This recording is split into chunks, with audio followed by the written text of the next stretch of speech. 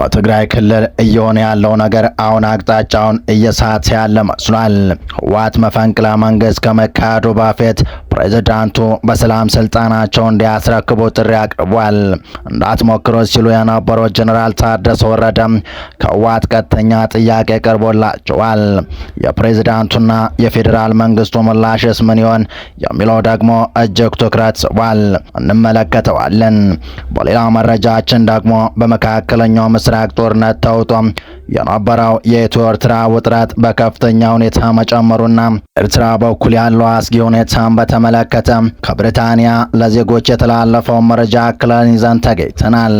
ሰላም ጤና ይስጥልን ውድ ፋስት ዴይሊ ተከታታዮች፣ የዚህ ቻናል ቤተሰብ ካልሆናችሁ ቻናሉን ሰብስክራይብ እያደረጋችሁ ቤተሰብ ሆኖ እያለን የቻናሉ ቤተሰብ ከሆናችሁ ደግሞ ተደራሽነታችንን ታሰፉ ዘንድ ፕሮግራሙን ላይክ እና ሼር እንድታደርጉ እየጋበዝን ወደ ዝርዝር መረጃዎቹ ተሻገርን። እስከ ፍጻሜው አብራችሁን ቆዩ። የትግራይ ጊዜያዊ አስተዳደር ፕሬዝዳንት ሌተናል ጀነራል ታደሰ ወረደ ሰላማዊና ዲሞክራሲያዊ ርክክብ የማይፈጽሙ ከሆነ ስህተት እንደሚሆን የህዝብ ወያነ ሓርነት ትግራይ ህወሓት ቃል አቀባይ ለቢቢሲ ተናገሩ። የህወሓት ቃል አቀባይ ሚካኤል አስገዶም የትግራይ ክልል ጊዜያዊ አስተዳደርም እየፈረሰ በመሆኑ ከፌዴራል መንግስት ጋር ያለው የግንኙነት ገመድ መበጠሱን ገልጸዋል። ከቢቢሲ ጋር አጭር ቃለ መጠይቅ ያደረጉት ቃል አቀባዩ የህወሓት ማዕከላዊ ኮሚቴ ከሁለት ሳምንት ገደማ በፊት ያስተላለፈውን ውሳኔ በተመለከተ ከተለያዩ አካላት ጋር ውይይት እየተካሄደ እንደሆነ ተናግረዋል።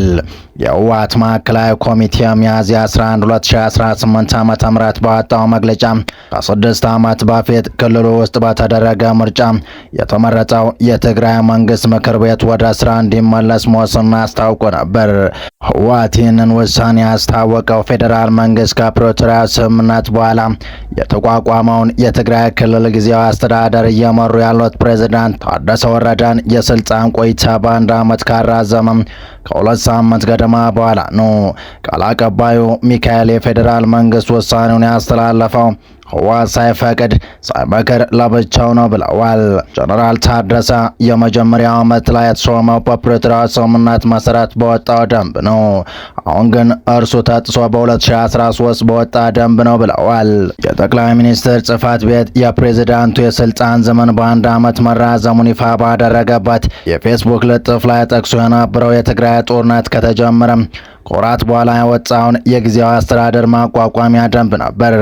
የደንብ ከፕሪቶሪያ ስምምነት መፈረም በኋላ አሁን በስራ ላይ ያለውን አስተዳደር ለመቋቋም በወጣ ደንብ ተሽሯል። ቢቢሲ ስለዚህ ጉዳይ ጥያቄ ያቀረበላቸው የጠቅላይ ሚኒስትር ጽህፈት ቤት ፕሬስ ሴክሬታሪ ኃላፊ ቢለኔ ስዩም የተሻረው ደንብ የተጠቀሰው በስህተት እንደሆነና እንደሚያስተካክል አሳውቀዋል።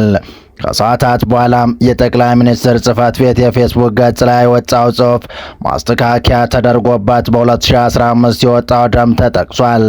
የጊዜያዊ አስተዳደሩ ፕሬዝዳንት ስልጣን የተራዘመው ከአንድ ዓመት በፊት ሹመት በተሰጠበት የ2015 ደንብ መሰረት መሆኑን ለቢቢሲ የገለጹት የፕሬስ ሴክሬታሪ ኃላፊዋ ከዚህም የተነሳ ውሳኔ ህጋዊ መሆኑን ተናግረዋል። የህወሓት ቃል አቀባይ ሚካኤል በበኩላቸው ከ5 ዓመት በፊት በወጣው የቀድሞ ሹመት በመሰጠቱ የፕሪቶሪያ ስምምነት ስለፈረሰ ጊዜያዊ አስተዳደሩን ፈርሷል ባይ ናቸው። ስምምነቱን ያፈረሰው የፌዴራል መንግስት ነው። ሌተናል ጀነራል ታደሰን ለብቻው ሹሞ የላከውን ፌዴራል መንግስት ነው። ህወሓት ይህንን አንቀበልም ብሎ ይፋ አድርጓል። ይህ ግልጽ ነው፣ የሚያሻማ ነገር የለም ሲሉ በዚህ ምክንያት የቀድሞ ምክር ቤት እንዲመለስ መወሰኑን ገልጸዋል። ቃል አቀባዩ ከፌዴራል መንግስት ጋር የሚኖረውን ግንኙነት እንዴት ይሆናል የሚለው በቀጣይ የምናየው ይሆናል። እስካሁን ባለው ግንኙነት ግን ጊዜያዊ አስተዳደር እየፈረሰ ስለሆነ የነበረን ገመድ ተበጥሷል የሚል ሀሳብ ነው የምንወስደው ብለዋል። የምክር ቤት የተቋቋመበት ምርጫ በፕሪቶሪያ ስምምነት ውድቅ ስለመደረጉ ጥያቄ የቀረበላቸው ቃል አቀባዩ በዚህ ሀሳብ እንደማይስማሙ ተናግረዋል። በስምምነቱ መሰረት ምርጫው የማይጸና ወይም ቮይድ እንዳልተደረገ ይልቁንም ታግዶ መቆየቱን ገልጸዋል። በወቅቱ የተመሰረተው የክልሉ መንግስትም አልፈረሰም ነበር። ጊዜያዊ አስተዳደር የተመሰረተው በድርድር ነው ብለዋል። በድርድር የተመረጠውን ምክር ቤት ሰስፔንድ አድርገን አግደን ሳይፈርስ እንዲቆይ አድርገን ለሰላም ስንል ነው የቆየነው። ምርጫው አልተሰረዘም፣ ምክር ቤቱም አልፈረሰም፣ ሆልድ አድርገን ነው የቆየነውም ብለዋል። የሁለቱ ዓመቱን ደም አፋሳሽ ጦርነት ያስቆመው የፕሪቶሪያ ስምምነት ለትግራይ ክልል የምክር ቤትና የሕዝብ ተወካዮች ምክር ቤት ምርጫ እስከሚደረግ ድረስ በክልሉ አካታች ጊዜያዊ አስተዳደር እንደሚቋቋም ደንግጓል። የፌዴሬሽን ምክር ቤት በ2012 ዓ.ም ትግራይ ክልል ውስጥ የተካሄደው ምርጫ እንዳልተደረገ የሚቆጠር የማይጸናና ተፈጻሚነት የሌለው እንደሆነ ውሳኔ ያስተላለፈው ድምጽ ከመስጠቱ አስቀድሞ ነበር። የህወሓት ማዕከላዊ ኮሚቴ ቀድሞ ምክር ቤት እንዲመለስ ውሳኔ ሲያስተላልፍ የተነሳው ሌላኛው ጉዳይ ምርጫው ከተካሄደ 5 ዓመት ማለፉን የሚመለከት የህጋዊነት ጥያቄ ነበር። ስለዚህ ጉዳይ ጥያቄ ቀርበላቸው ቃል አቀባዩ ሚካኤል ህጋዊ ነው ሲሉ ተከራክረዋል። መጀመሪያው የተዋቀረው መንግስት በትንኮሳ በጦርነት እንዲፈርስ ተደርጓል። ወደ ስራም አልገባም ነበር። በአሁኑ ጊዜ ደግሞ ወደዚያ እንመለሳለን ብለን ስናስብ አሁን ምርጫ ማድረግ አንችልም፣ በውሳኔያችን አረጋግጠናል ብለዋል። እንደ ቃል አቀባዩ ገለጻ አሁን ምርጫ መካሄድ የማይችለው 40% እና ከዚያ በላይ የትግራይ መሬትና የትግራይ ህዝብ ተበታትኖ ስላለ ነው። አክለውም በዚህ ሁኔታ እንደ አዲስ መርጠን መንግስት ልናቋቁም ስለማንችል አሁን ያለውን በ2012 የተመሰረተው ካሸጋገርን በኋላ ህጋዊ መንግስት ከመሰረትን በኋላ የሚመጣውን ነገር ምንድነው የሚሆነው የሚለውን ቀጣይ እናያለን ሲሉ ተናግረዋል። በቀጣይ መረጃ በኢትዮጵያና በኤርትራ መካከል ያለው የድንበር ቀጠናን በተመለከተ አዲስ የጸጥታ ማስጠንቀቂያ የተሰጠ ሲሆን ተጓዦች ወደ ድንበሩ እንዳይጠጉ የሚል ጥብቅ መልእክት ተላልፏል። የእንግሊዝ ውጭ ጉዳይ ሚኒስትር ባወጣው የደህንነት ሪፖርት መሰረት በሁለቱ ሀገራት አዋሳኝ አካባቢዎች ላይ ያለው ውጥረት ከፍተኛ ደረጃ ላይ ደርሷል። የሪፖርት መረጃ እንደሚያመለክተው ሁኔታዎች ባልጠበቀ ሁኔታ ሊቀያየሩ ስለሚችሉ ዜጎች ከድንበር አካባቢዎች ርቀው እንዲቆዩ ማሳሰቢያ ተሰጥቷል። ይህም በቀጠናው ላይ ያለውን የጸጥታ ስጋት በቅርበት ለሚከታተሉ አካላት ትልቅ መነጋገሪያ ሆኗል። የእንግሊዝ የውጭ ጉዳይ ባወጣው አዲስ መግለጫ የእንግሊዝ ዜጎች ወደ ኤርትራ የሚያደርጉትን ጉዞ እንዲገድቡና በተለይም በሁለቱም የኤርትራ የየብስ ድንበሮች በ5 ኪሎ ሜትር ርቀት ውስጥ የሚገኙ አካባቢዎችን በፍጹም እንዳይረግጡ ጥብቅ ማስጠንቀቂያ አስተላልፈዋል። ይህ ውሳኔ የመጣው በኢትዮጵያና በኤርትራ መካከል ያለው ዲፕሎማሲያዊና ወታደራዊ ውጥረት በከፍተኛ ሁኔታ ማገርሸቱን ተከትሎ ሲሆን ሁኔታው በማንኛውም ሰዓት ወደ ግልጽ ግጭት ሊቀየር ይችላል የሚል ስጋት አሳድሯል። እንደ እንግሊዝ ውጭ ጉዳይ ሚኒስትር ገለጻ ቀጠናው ካለበት ተለዋጭ ባህሪ አንጻር የጸጥታ ሁኔታ በድንገት ቢበላሽ ዜጎች ለከፍተኛ አደጋ ሊጋለጡ እንደሚችሉ ተመላክቷል።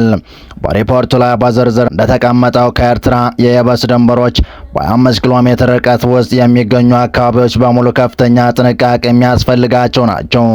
የውጭ ጉዳይ መስሪያ ቤቱ ይህንን የጉዞ ክልከላ ያስተላለፈው በድንበር አካባቢዎች ሊከሰቱ የሚችሉ ወታደራዊ እንቅስቃሴዎች ለዜጎች ደህንነት አስፈላጊ ሊሆኑ እንደሚችሉ በመገመቱ እንደሆነ ይገለጻል። መረጃው አክሎ እንደሚያሳየው በሁለቱ ሀገራት መካከል ያለው ወታደራዊ ግንኙነት መሻከር በድንበር አካባቢ በሚደረጉ እንቅስቃሴዎች ላይ የራሱን ጥላ ማሳረፉን የተለያዩ ምንጮች እየጠቆሙ ይገኛሉ። በተጨማሪም በድንበር አካባቢ ለሚገኙ ዜጎች ፈጣን የቆንስላ ድጋፍ በመስጠት የመስክ እንቅስቃሴዎች ላይ ገደብ መኖሩን ሪፖርቱ ይጠቅሳል። በአስመራ የሚገኘው የእንግሊዝ ኤምባሲ ዲፕሎማቶች ከዋና ከተማ ውጭ ለመንቀሳቀስ የኤርትራ መንግስት ፍቃድ እንደሚያስፈልጋቸው መግለጽ የጸጥታ ችግር ቢፈጠር እርዳታ ለመስጠት ያለውን ተግዳሮት ያሳያል። በዚህ ምክንያት ዜጎች ችግሮች ከመከሰታቸው በፊት አስቀድሞም ራሳቸውን እንዲያዘጋጁና የጉዞ እቅዳቸውን እንዲያጤኑ በሪፖርት ውስጥ ተመላክቷል። ይህ በኢትዮ ኤርትራ ድንበር ዙሪያ ወጣው መረጃ በቀጠና ያለውን ስስ የሰላም ሁኔታ በድጋሚ ትኩረት እንዲያገኝ አድርጎታል። ዓለም አቀፍ የዜና ምንጮች የመንግስትን መግለጫ በማድረግ እንደዘገቡት እንዲህ ያሉ የጉዞ ማስጠንቀቂያዎች በተደጋጋሚ የሚወጡ ቢሆንም የአሁኑ ግን ውጥረት ከፍተኛ ደረጃ ላይ መድረሱን በልዩ ሁኔታ መጥቀስ ሁኔታውን አሳሳቢ አድርገዋል። ዜናው በሁለቱ ሀገራት በኩል ያለው ይፋው ምላሽ ባያካትትም የዲፕሎማሲ መረጃዎችን ግን ጥያቄው እንዲቀጥል እየመከሩ ይገኛሉ።